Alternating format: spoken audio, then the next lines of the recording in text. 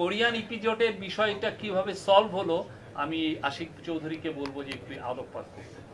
আচ্ছা, ধন্যবাদ। I think Shafiq বেনবিতে Korean ইপিজোডের যে চেয়ারম্যান উনি একটা নিজের থেকে একটা কমেন্ট্রি করেছেন যে উনি মনে করেন বাংলাদেশে ইনভেস্ট করা উচিত আমাদের। তো এটার ব্যাকগ্রাউন্ডটা এরকম যে আমরা যখন যেদিন আমি প্রথম জয়েন করি তার পরপরই ওই দিনই আসলে কোরিয়ান ইপিজোডের চেয়ারম্যান উনি এসেছিলেন। উনি এসে বললেন যে দেখো বাংলাদেশে আমি পার্সোনালি সে বাংলাদেশের সাথে খুবই ক্লোজ, বাংলাদেশের ব্যাপারে তার প্রচুর আগ্রহ, কিন্তু বাংলাদেশ তাকে যেভাবে ট্রিটমেন্ট করেছে এটা অনেক ক্ষেত্রেই আসলে তার কাছে মনে হয়েছে যেটা ফেয়ার ছিল না। এরকম একটা গল্প আছে, উনি আমাকে নিজেই বললেন যে স্যামসাংকে উনি বাংলাদেশে অলমোস্ট নিয়ে চলে এসেছিলেন। যে স্যামসাংয়ের $22 বিলিয়ন একটা ইনভেস্টমেন্ট যেটা ভিয়েতনামে গিয়েছে 2012-13 সালের দিকে, ওই ইনভেস্টমেন্টটা বাংলাদেশে হওয়ার কথা ছিল।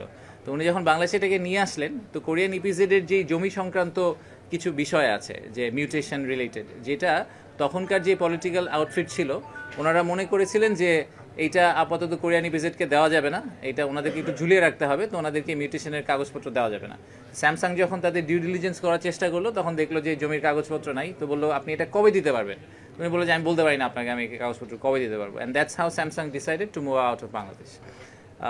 এরকম অনেক ইনসিডেন্ট আছে, আমাদের অনেকে আসতে চেয়েছেন, তাকে আমরা এই সাপোর্টটা দিতে পারিনি। তো উনি এসে বলেছেন যে আমাকে বছরের পর বছর ধরে এরকম করা হচ্ছে, বলা হচ্ছে, তাহলে তোমরা যদি আমাকে রাইট টুলগুলো দিতে পারো তাহলে আমি আরও ইনভেস্টার নিজেই আনতে পারবো।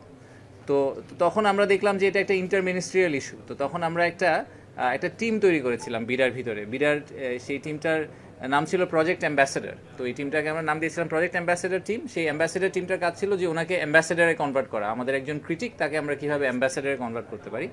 তো সেখানে ইন্টারমিনিস্ট্রিয়াল আরও কিছু লোকজনকে যোগ করা হলো এবং তাকে আমরা একটা ডেডলাইন দিয়েছিলাম যে আমরা ফেব্রুয়ারি 6 তারিখের মধ্যে, প্রধান উপদেষ্টা নিজে কমিট করেছিলেন যে আমরা 6 তারিখের মধ্যে ওনাকে যাবতীয় জমির কাগজপত্র এবং যা যা ক্লিয়ারেন্স সরকার থেকে লাগে সব জোগাড় করে দিব।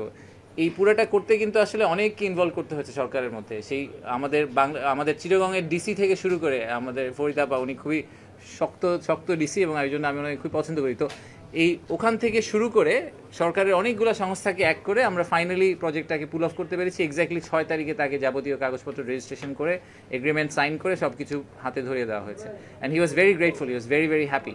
যে জিনিসটা লাস্ট 10 বছর ধরে উনি পুল অফ করতে পারেননি, ওটা আমরা ওনাকে 2 মাসের মধ্যে বের করে দিয়ে দিয়েছি। তো এটা একটা এক্সাম্পল এই কারণে যে আসলে সরকারের মধ্যে সদিচ্ছা থাকলে অনেক কিছুই করা সম্ভব। সরকার যদি একসাথে সবাই মিলে কাজ করে, সরকারের ভিতরের বিভিন্ন মন্ত্রণালয়, আন্তঃমন্ত্রণালয়ের যে টেরিটোরিয়াল ফাইট, সেই ফাইটটাকে বাদ দিয়ে যদি সরকার একসাথে কাজ করে এবং ইনভেস্টমেন্টকে প্রমোট করা, যেটাকে আমরা সবসময় বলি যে employment generation is the biggest problem বলবো না, আমি বলবো যে অপরচুনিটি, এবং at the same time the single biggest challenge we have, যে এমপ্লয়মেন্ট জেনারেশনের ব্যাপারটা। তো সেইটাকে প্রাইমারি গোল হিসেবে ধরে সরকারের সব মন্ত্রণালয় যদি একসাথে কাজ করে, এটাকে ডেফিনেটলি অ্যাচিভ করা সম্ভব। সো এটা ইজ এ গ্রেট এক্সাম্পল। সেই এক্সাম্পলটাকে আমাদের আরও 10 বার কপি করতে পারতে হবে। সো এই উইনটাকে আসলে এই same wins we need to show many wins to our investors, যাতে তারা পরে এসে, উনি এখন কিন্তু আমাদের জন্য প্রায় 31 জন বিনিয়োগকারীকে কোরিয়া থেকে ধরে নিয়ে এসেছেন এই ইনভেস্টমেন্ট সামিটে জয়েন করার জন্য। So this is exactly how we should be operating in future.